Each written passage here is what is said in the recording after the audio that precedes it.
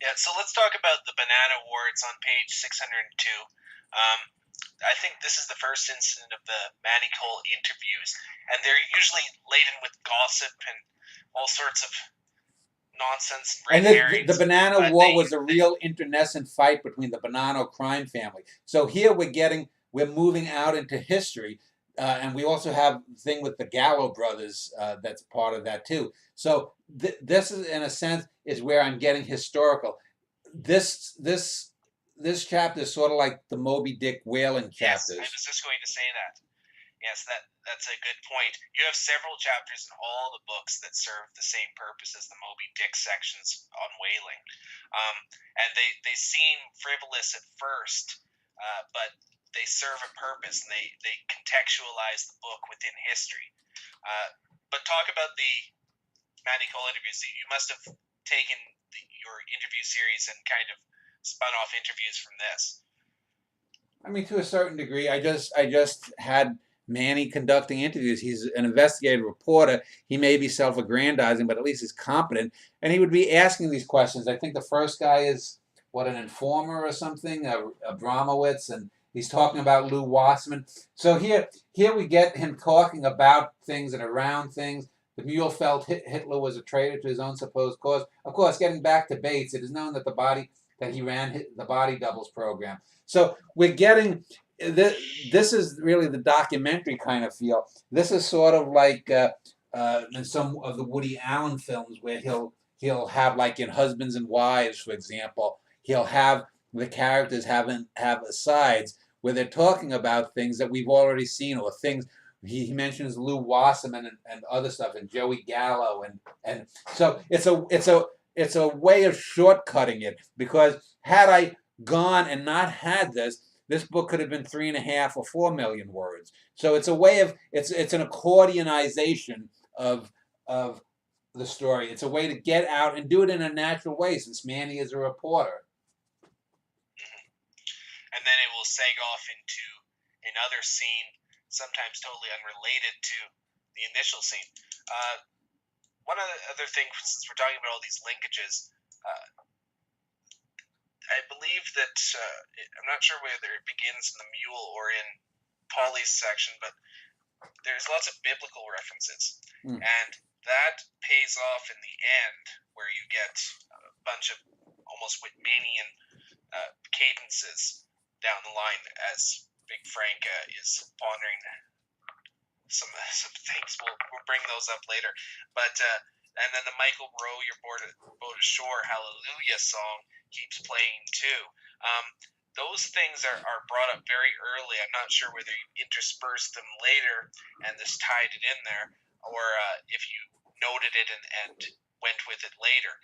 But all these little things, and sometimes even some typographical stuff, they pay off later. They seem kind of, it's that whole negative capability thing. They seem kind of off at first, but they eventually go somewhere that you didn't expect at first. There's always a payoff in my writing, and even when I don't have the expected payoff, and when I leave something untied, there's a reason for it. And because it may, by leaving plot line A untied, it may highlight plot line H, which is tied, and that's again the organic nature of the writing.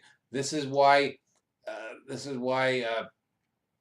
doing the uh, you know long extended conversations helps out.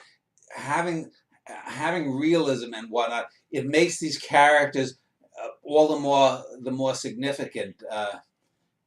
So you get like references to the Chicago outfit, and one of the things that we never find out in this book is why Paulie Maravelli is banned from stepping foot into Chicago under threat of death.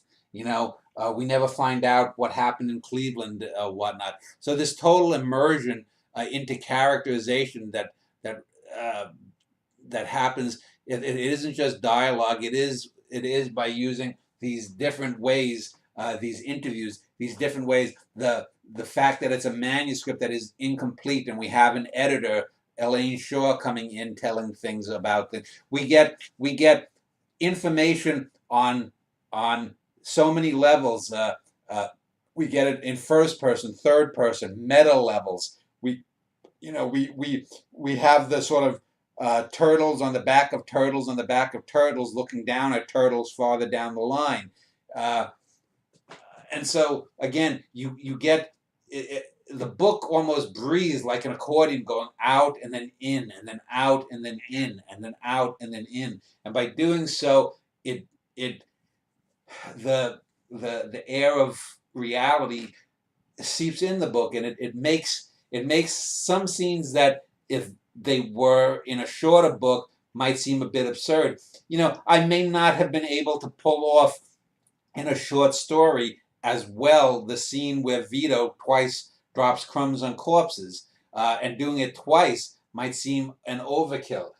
There are going to be things that people will not like in some of my books. There will be people who will not like my 900,000 plus word digression with bit and the acid trip. There are people that don't like the exculpation at the beginning of the Vincetti brothers, but they all serve a purpose, and they all organically work within the books. Some of the things in the spy book that Alex said that he didn't think worked or whatnot, I know exactly what he's talking about, but I do think that they do work. I'm positive they work, because I know, like I said, in an earlier book, when Jessica pointed out a similar thing that didn't work in an earlier book. But yeah, with Jessica's novels, it seems like they sustain a level of greatness from right from beginning all the way to the end, whereas yours almost gets better as it goes on. I don't agree with his criticism. I have not read the book, but I can, if I was relating it to this book, there are sections where you may be able to argue, well, he doesn't have to repeat this scene in the acid trip for the 17th time, but that's a rather frivolous thing. Thomas Evans and I were talking about that section, and we were wondering whether historians will look at that and begin masturbating over the fact that it's repeated the 17th time, and perhaps imbuing some numerology into it. But who gives a shit about them? It doesn't matter if it happens for the 17th time; it has an effect. Nor does it matter exactly how long the Stargate sequence goes on for. It's just wonder sustained, and this is a different kind of wonder, and it's just something that you have to accept and move on. Look at my double star sonnet, Chang and Eng Bunker, the Siamese star sonnet. You can read. I think there's something like 17 or 21 permutations of how you can read the 14 lines going in different ways. It's something like that. I figured it out once. Maybe it's 30 or something. And you could say, well, that's just a gimmick poem, but it's more than a gimmick poem. In the same way, if you didn't want to read the acid trip, or you got fed up with the acid trip, you could skip after 100,000 words or 50,000 words, skip the 850,000 words and go back to the exterior. As I've said, the acid trip is sort of the interior. It's the psychological interior of both Bit and all the other characters. It's sort of the core of the Earth. If you wanted to talk about, like, the movie Journey to the Center of the Earth, 1959, a sci-fi film, imagine a hollow Earth. Bit's interior is that underground of what's going on in the exterior novel. You could still say that it's a great book if you took out that 900,000 words. If you took out the exculpation from the Vincetti brothers, it's still good. What I'm doing in these books is that I'm giving the reader autonomy. People talk about games and whether video games can be art. Well, you can read this book like a video game. You can skip over certain things and whatnot. If you wanted to just sort of just type in the name of Tony Luft and just wanted to read the Tony Luft stuff, you could get a good narrative about Tony Luft in this book that you could pull out, and you would have a fully fleshed character. You're talking about maybe 24 fictive characters, maybe about 3 or 4 dozen historical characters, that you get some really interesting stories. It's like having about 100, 50, 70, 80, 100 novellas smushed together to make this big story. But each of those novellas, if you could pull them and extricate them from one another, would still work as great novellas. Another function this book has too is that it's almost as if a mirror to the person too, and what they get out of it says more about them than the book itself. Right. And that's one of the things. And that's one of the things that total immersion does. The total immersion into the characters allows you, the reader, to become, almost a co-creator. And that's one of the things that my writing has gotten more and more like, is that I'm giving you more and more options. This bullshit about, oh, writing is just writing on a page, it's boring. Fuck that shit. You can't have a video game. You can't go into a holograph or a holodeck like they have on Star Trek and get more immersive than you can in writing, because my little squiggles on a computer screen or on a printed piece of paper is the closest that you're going to get to telepathy, whether we develop telepathy through eugenics or we do it through implants that we can have just mind-to-mind communication. This is the closest that we've had since then, and this book particularly, up until its time, is the supreme expression of that ability to create and to put myself. I'm going into your mind, the reader's mind, and I'm opening up these options that you can look at one way or the other. Why do we get the doubling in Vincetti Brothers? Why do we get the repetitions in a Norwegian in the Family? Why does Bit von Rheingold 17 or 42 or how many times go back and watch Dennis Hopper slip in his own urine and fall down the endless, flights of stairs? I just had a dream this morning of myself and this kid who I won't mention his real name. I've told you, I think, about the kid who had the father who was the Ku Klux Klan leader of Long Island in the 70s. When I ended up at what? I don't recall that. Okay, tale. well, I think I mentioned it in True Life, ending up at a Klan meeting as a child. Oh yes. But I had a dream that me and this kid was somehow the mayors of a small part of New York, and we were running this company. And I kept I woke up every 15 or 20 minutes from about 1 in the morning till about 4:30, 5:30 when I woke up this morning, for about 3 or 4 hours, and I was going into the same room, having the same thing, and I was aware of going into the same room with this kid whose father was the Klan leader, doing the same thing. And I think even the Sarah Brown actress was in the dream, and I was fucking her in the dream or something, as this Claudia character or something, or I wanted to or something. I don't remember what. But I had the same thing over and over, probably at least 8 to 10, maybe 12 times over 3 or 4 hour period. So that's the way my dreams work. And when I've talked with people about dreams over the years, especially artists, most people that I know and most dream recollections that I've read are that way. So if Bit is having this acid trip, and this acid trip that is not necessary, we don't know if it's just over a several hour period, because we get the forewarnings before and after chapter 54. So it could be that Bit has been, it could be that this acid trip is integral in the foundation of this book, and that Bit is almost as much a co-creator of this as Dan Schneider or Manny Cole. It's one of those things that isn't just an acid trip. There's two good examples in your poetic corpus, Little Nemo, and the other one, forget the title. It's a dream poem. Congolian Footfalls, that's what it is. And those two are good examples of how one is just a dream poem and the other one is a dream poem but with far greater purposes to it. In the same way, although to a far grander extent, this acid trip has many different functions than just being an acid trip.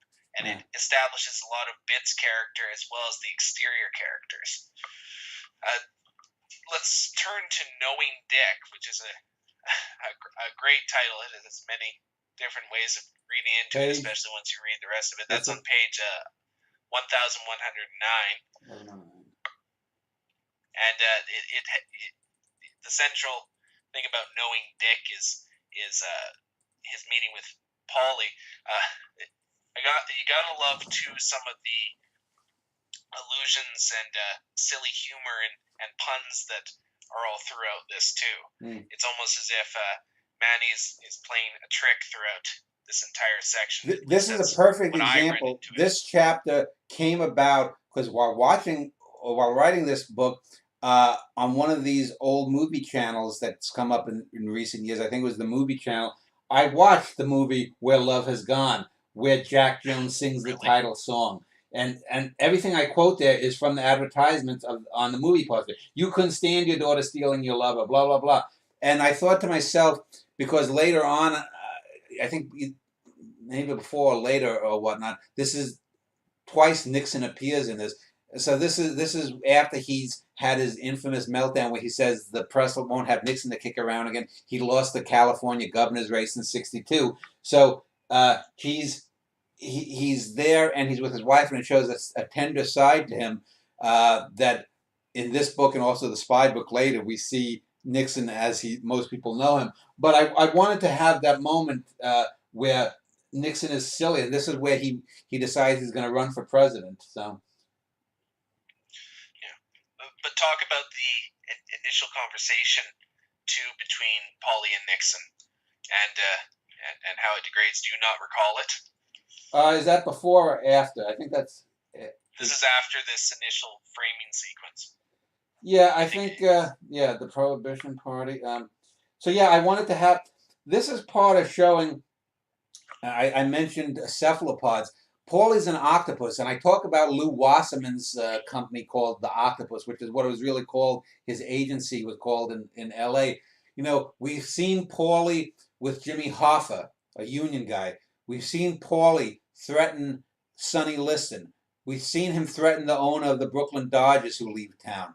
Now we see Paulie at the commission meetings against the other real life mafia bosses. We've seen Paulie now basically kidnapping Dick Nixon and telling him you must run for president.